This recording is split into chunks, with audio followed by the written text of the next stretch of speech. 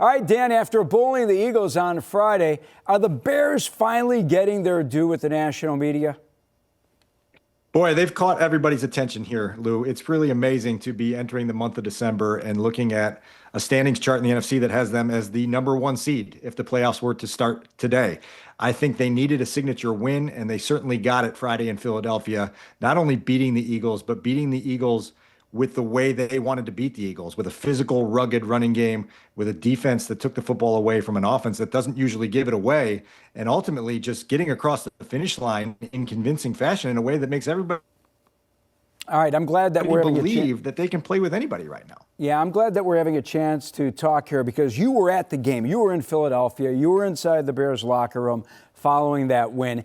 I know that the players will tell you and told you after the game that they don't care what the national media is saying. They don't care about not getting the respect that they deserve. I don't buy it. I saw Jaquan Brisker yelling, what are they going to say now, as he was making his way into the locker room after the game. These guys care, don't they? Well, I think they care most about how rapidly they've turned this thing around. And I think they care most about the idea that they now understand that they can go on the road against the reigning Super Bowl champions. And again, not only win, but win convincingly. And so I think there's a sense of pride in that. I think there's a sense of satisfaction in seeing the culture that Ben Johnson started to instill on his first day in the job come to life in the way that it has. And now you do get a chance to look at the standings and you see that you're the #1 seed in the NFC, but you also see that the 9-win 49ers are the 7th seed in those same standings. And so it's a reminder of just how treacherous this journey is and how much road is still ahead for this group of players to ultimately achieve what they want to achieve, which is a championship in the division and then ultimately playing meaningful playoff games next month in January. Yeah, treacherous road, great way to put it, because you've got 6 teams in the NFC with 8 wins. Now, the offensive line was just terrific on Friday. Best in football, in my opinion. I want you to listen to ESPN's Dan Orlovsky earlier this morning. How good is this team right now? Very good. And they would be an offense that I do not want to play against if I was in the NFC. One, their offensive line is in the conversation for the best offensive line in football. When it comes to the run game, no one has pushed around Philly the way that this Chicago Bears offensive line. Let me ask you, Dan, because you look at that Bears offensive line and the moves that they made during the offseason, Jonah Jackson, Drew Dahlman, Joe Thuney. Thuney's the only all-pro on that offensive line. So is it the players or is it the offensive scheme, the blocking scheme that they've put together? Well, it's a combination, and it's also development from a coaching staff who understands what its vision for the running game is and how to bring it to life. The fact that Darnell Wright has made such leaps in terms of his career trajectory within the last couple months is notable. The fact that Ozzie Trapillo comes in cold and becomes a starter for these last 2 games and plays pretty well tells you that they have an identity that they all believe in and that they all can execute quickly, easily, and effectively. And so what you've seen is, as you mentioned, the #1 running attack in the entire National Football League. It's impressive to see the Bears persevere through the early season struggles, understanding that it was going to take time to get this unlocked, and then getting it unlocked to a level where they're not just the top 10 rushing attack. They're the best in the league at doing this. It starts up front with those guys. It starts with physicality. It starts with finish. Obviously, scheme is part of this, but they've found their groove here. And as Dan Orlovsky said there, you have to be very, very wary about running into this team in a cold weather game over the next 2 months. All right, take me back to Friday. What was your biggest takeaway from the locker room reaction? Yeah, I think it was just a sense that you could probably proclaim an arrival for this football team, and understanding that they are every bit as good as anyone in their conference. To take down the reigning Super Bowl champions in the fashion that they did proved to this team that the belief that they've had inside of them is justified. It legitimized everything the Bears have been about and everything they want to be about going forward. To feel that energy in that locker room and to reflect, Lou, as you know very well, 365 days earlier was an embarrassing day for the Chicago Bears organization, firing Matt Eberflus, the first in-season head coaching firing in the history of the organization, and then turning around 52 weeks later and being the talk of the entire league for much more positive reasons. That, to me, was the most notable part of that entire experience in Philadelphia. Dan, do you think the leadership is there to make sure? Because now that these guys are winning and people are talking about them and considering them to be amongst the elite teams in the NFL this year, is the leadership there inside that locker room to make sure that these guys don't look ahead and worry only about the next game on the schedule? I do, and I believe it starts in two places. It starts with Ben Johnson and that coaching staff having a way of getting their players' attentions every single week by emphasizing here are the areas this week that we really need to prioritize to become a better football team and ultimately become the football team we want to be. And then the veteran leaders. Ben Johnson has credited the captains, the veteran captains, Grady Jarrett and Kevin Byard and Joe Tooney for weeks now, and talking about their ability to get that entire locker room reset and refocused and moving on to the next priority at hand. This week, it's the Green Bay Packers. This week's it's about reviving a passing attack that Ben Johnson said on Monday that the Bears were winning in spite of, not because of. And so having that attention throughout the entire locker room is something that is a credit to the coaching staff and those veteran captains. All right, let me take you back to Ben Johnson's introductory press conference almost a year ago, back last January, and then today's Zoom call. Listen in.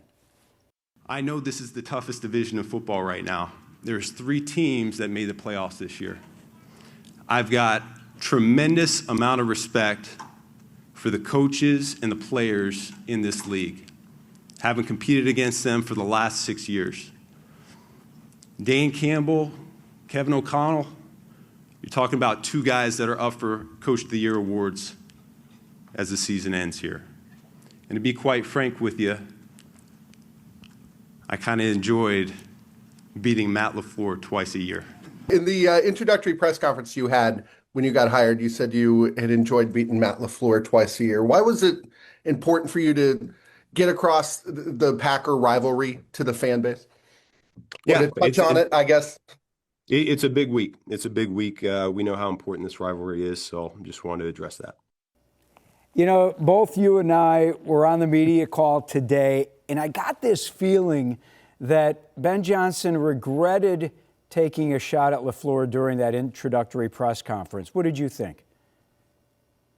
I don't think he regretted it 1 ounce, Lou. I think he wants to make that a back burner story for this week, given the fact that the first place is on the line in the NFC North, and that he's got to keep the focus where the focus needs to be. The one thing that I've learned about Ben Johnson since he got here last winter is that he's fearless, that he's charismatic, and he's a competitive maniac. And I think that he kicked over that hornet's nest last January as sport to try to add some life into this rivalry that's been so one-sided for so long. And so I think he leans into this with every fiber of his being. I think just now, at the start of a very important week, he wants to keep the attention elsewhere. We'll pick at him a little bit more as the week goes on to feel him out on how he really feels about that sentiment and how he can apply that to, obviously, to a coaching matchup on Sunday that should be pretty compelling. Oh, I know you and Cassie and Pat Finley and the rest of the guys are just going to keep tweaking the bear there. Hey, Bears were one of 7 underdogs who won during Week 13. Man, what's going on in the NFL this year?